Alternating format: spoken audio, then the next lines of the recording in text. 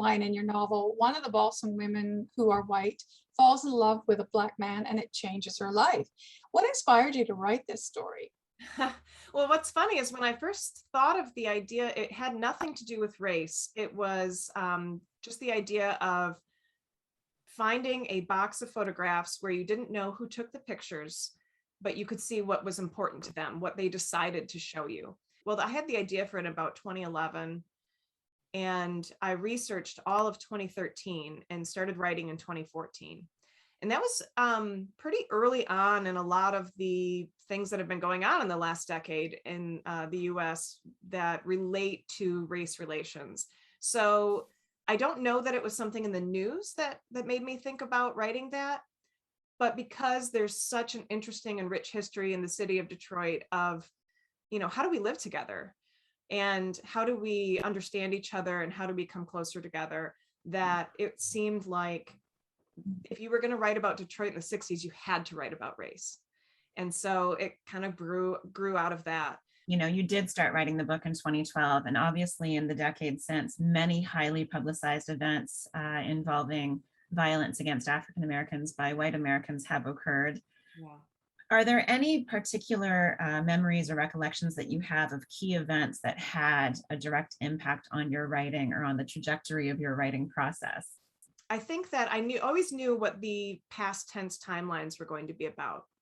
But it was the modern day timeline that was a little more difficult, because as I was writing and revising and looking for an agent and looking for a publisher, things kept happening in the news. And there was an element of how much of this, ripped from the headlines stuff do I really want to put into this story? So for a while, the end of the modern story was very different. And actually some of the characters were different.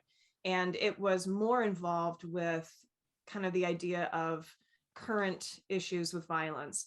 And throughout the editing process, talking to editors and agents, we decided to pull back on that a little bit, not because all things are solved and everything's peachy keen, but because we wanted it to feel like it wasn't tied to our present time, exactly what was happening in the news then, because this is unfortunately, this is a timeless subject. And that was one of the frustrations of working on it for so long before it came out, was there was always something where I'm like, oh gosh, I really could talk about this, and it really relates to my book, but it's really not time to talk about it for me personally.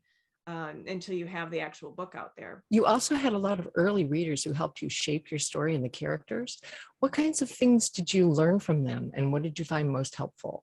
Because the cast is about half white and half Black, I really needed friends who were African American to read it and talk about, point out things that I was missing, things that I was misrepresenting, ways in which I might have fallen into stereotypes, even the way people spoke.